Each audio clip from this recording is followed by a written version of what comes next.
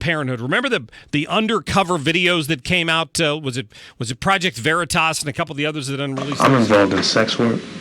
Like, you know what I'm talking about? Okay. So that's one of the ones we played with the guy pretending to be a pimp, taking underage girls into a Planned Parenthood where they're basically giving them advice, not worried about their profession. So there have been lots of questions brought up about Planned Parenthood, specifically the fungibility of the money that taxpayers give to that organization every year. Melanie Israel is joining us right now. She's a research associate, I should say, maybe a senior research associate at the Heritage Foundation. Melanie, how are you?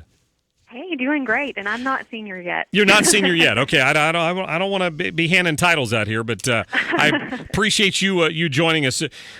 One of the complaints I heard about this omnibus budget that passed was that it didn't do anything to reduce funding for Planned Parenthood. And, you know, a lot of Americans, I think, are still pretty confused about what that organization's budget really looks like. Right. So for the most recent annual report that Planned Parenthood has made available covers the year spanning from fall of 2014 to fall of 2015. And during that period, Planned Parenthood received over $550 million in taxpayer funds. That's more than $1.5 million per day. And this is in the form of government grants, contracts, Medicaid reimbursements making up a bulk of that.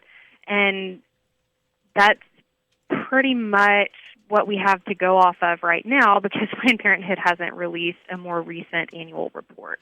Oh, wow. So the story always is that they're not allowed to use any money they get from the federal government for abortion services.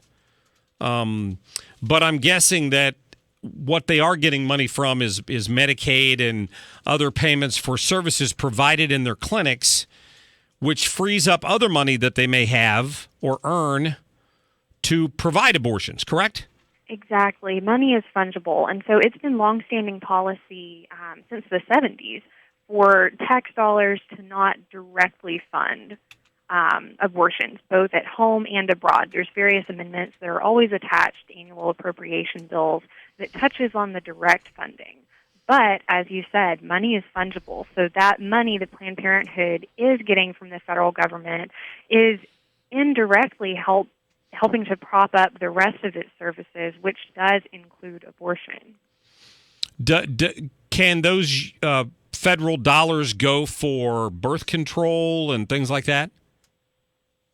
Everything that's allowed under Medicaid, those federal dollars are paying for. And again, most abortions can't be paid for through Medicaid. There are, of course, things like rape, incest, life of the mother exceptions that come into play very, very rarely. But generally speaking, abortion is not something that tax dollars can directly pay for. I see. So this past week has it's been what, Women's Health Week? Is that what they call it, or is it coming up? Yes, Women's Health Week. Yeah, and of course Planned Parenthood has been touting that as, I guess, evidence of the services they provide. Right. And interestingly, we can look at Planned Parenthood's own report to see what services it's really providing. What we know is that of pregnancy resolution services, abortion makes up 94% of those services. Wow. Adoption referrals, only 5%. Prenatal care is only 5%, and then adoption referrals, less than 1%. And for every adoption referral, Planned Parenthood performs 160 abortions. That's stunning. I'm sitting here with my jaw open. And, interestingly, a lot of people who are in favor of Planned Parenthood continuing to receive federal funding point to some of the other services that Planned Parenthood does provide, things like contraceptives and STD tests, things like that, cancer screenings.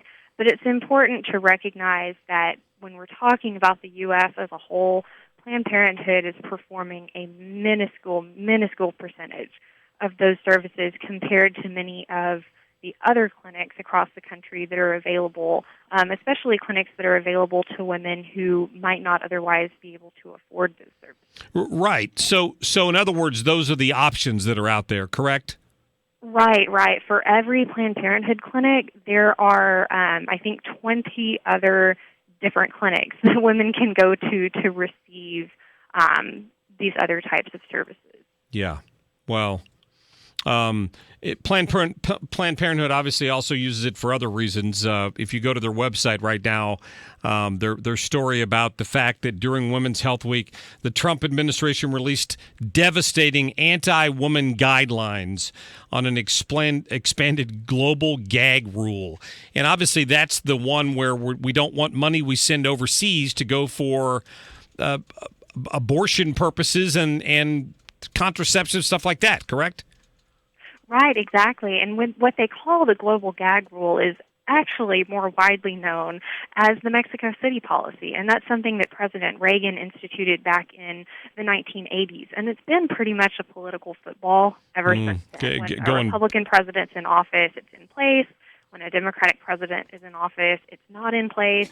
And again, this is another policy that doesn't have to do with direct funding for abortions. What it does is it says that if you want to receive U.S. funding, if you want to partner with the United States for family planning services, you have to agree that even with other funding sources, you're not going to use your time and energy and resources to perform or promote or lobby in favor of abortion in countries overseas. Right. And Melanie, I'm going to run out of time here. I apologize for that, but thank you for the great information. Thanks so much for having me on today. And I'll direct people to heritage.org for more info. Thank you. Perfect. All right. Thank you. Yep. Thank you. Got to run. When we get